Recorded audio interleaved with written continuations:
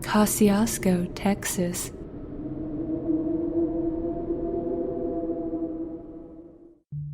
There are some places in Texas I advise you to go to.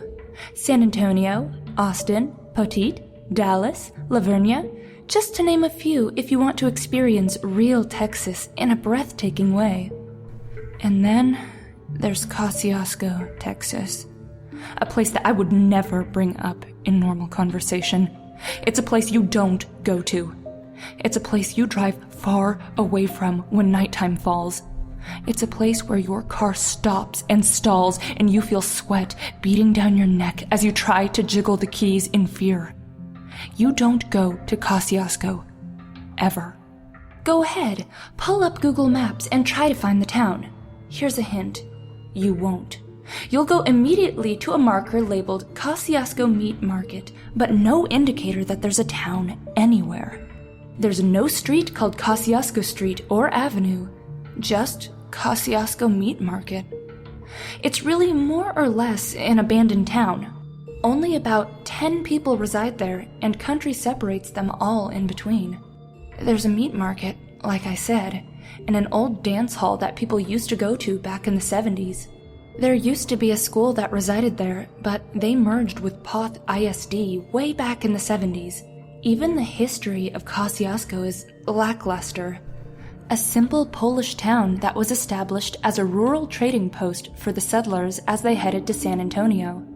No battles were fought there, no historical significance, except technically one.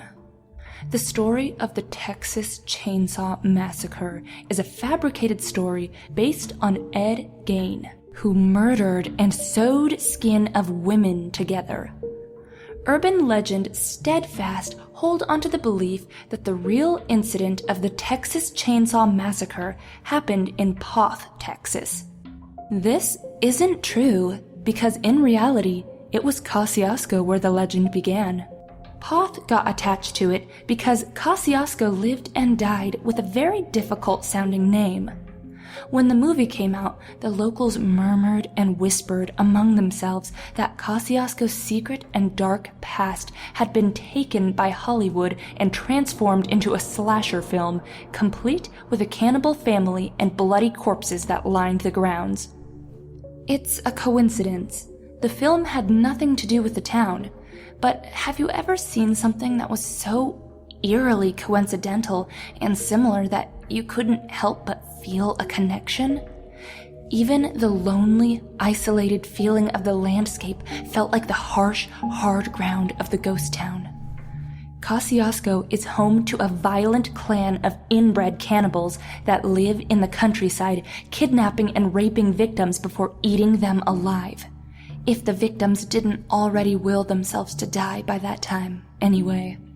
Nobody exactly knows where they came from, but rumor is that they were simply left behind when people started to move away. It's agreed that they're of Polish descent and otherwise unintelligent humans, but that's all anyone can really say. Right before Texas Chainsaw Massacre came out, a young, naked, and bloody man drove his car into a street post in Poth, Texas, and got out, screaming wildly in the dark of night. The police and ambulance came, bringing him to the hospital in the center of Floresville. After sedating him enough to clean him, the nurses and doctors found irregularities. He was bruised and bloodied, and his flesh had been stripped on his thighs and buttocks, like a knife had been skinning him. He had no tongue and was unable to speak. His wrists were hanging off the joint as if it had been bound so tightly that it was essentially severing them clean off. His ankles were shattered and broken and seemed as if it was pure luck that he even made it that far to Poth, in a car nonetheless. The police detectives gave him a pen and paper and asked him what happened. The only thing he wrote was Kosciusko before he died a day later from injuries and infections. His body was studied by the medical examiner of San Antonio, who took interest in the case, and the medical examiner promptly remarked that this would be his last autopsy, as it was the worst he had ever seen. Shortly after he signed the papers, the medical examiner resigned and moved out of Texas. The medical examiner reported that the young man had been held captive for a week or so, bound by something tight, like rope or chains. His circulation was cut off in many parts of the body, requiring amputation of the fingers and toes.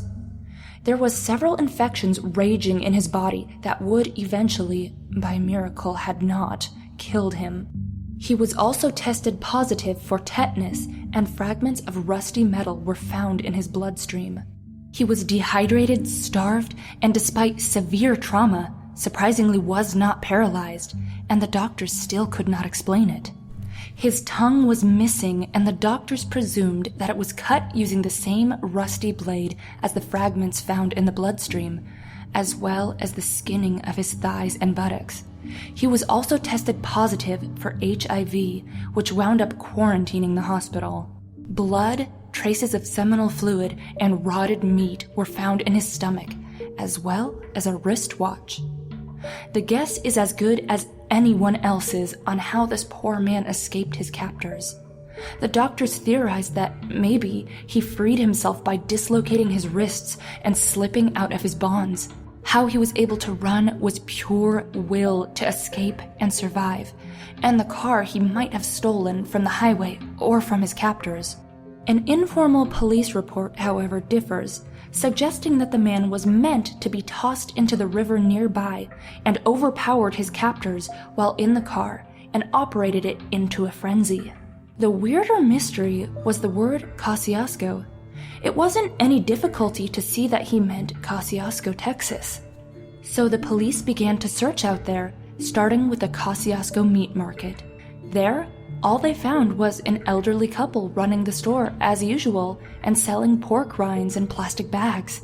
A detective bought one to eat on the search, and eventually, that was all the search actually accomplished. Nothing was found and nothing was gained. Nobody in the small town had seen or heard of the man, and nobody reported a car missing or stolen. The detectives returned several times back over the course of months, attempting to secure more information. However, they were largely unsuccessful and considered the case to have run cold. The last time they were there, they went back into the meat market.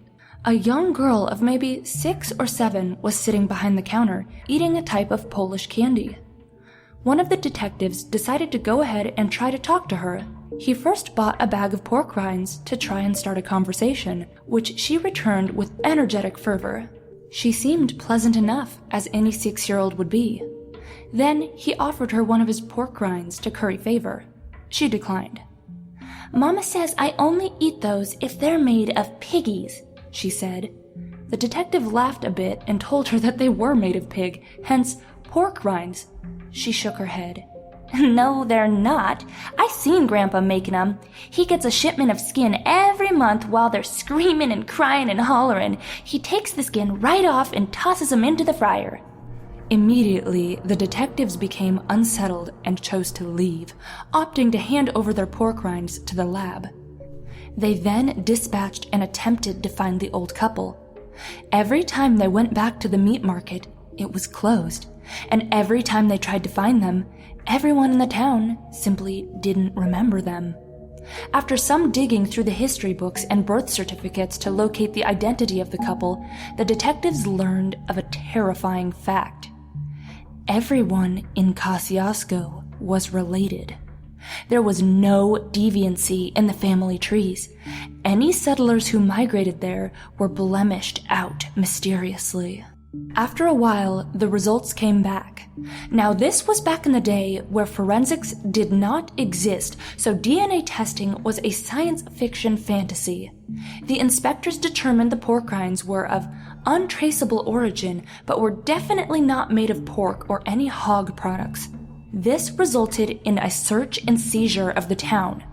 The town of Poth dispatched and requested the help of several towns to seize all people of Kosciusko. People were arrested and the kids were transferred to Poth, where they could not be in their family's possession. Violence and fights broke out. Homes were destroyed and torn apart in ravaged police searches. In one home, they found equipment with noticeable blood. In another, fragments of bone were found. In yet another, teeth were buried under the soft ground. Nobody was talking, and nobody was saying anything. This was before DNA, so the police couldn't determine what the blood was. The household claimed they butchered their own livestock, and that the teeth came from burying old ones for the tooth fairy. Bones and fragments were simply from slaying pigs with hammers. The rabbit hole went too deep, and the police didn't know what to do. So they shut down Kosciusko and ferried the kids to Poth ISD schools. When they could no longer hold the townspeople in custody, the townspeople moved out of their homes and went deeper into the country so they couldn't be found again. Then the movie came out, Texas Chainsaw Massacre, and everyone was utterly convinced someone in Kosciusko sold the story. Of course, it was just a coincidence. The two are unrelated, and the case of Kosciusko never went solved. By that time, everyone knew to stay far away from Kosciusko, and the kids who were shipped to Poth schools were bullied so hard that eventually, they too left for the isolated countryside. The thing is, now Kosciusko is trying to open up the doors again. The dance hall is open, and the meat market is under new management. Kosciusko is trying to sell itself as a historic town and bring business back to the ghost town. People have gone there for dances and insist there's a homey, cowboy-like charm to the place, and the pork rinds can't be beat. And of course, the nice old couple who runs the meat market are just the sweetest people, I hear.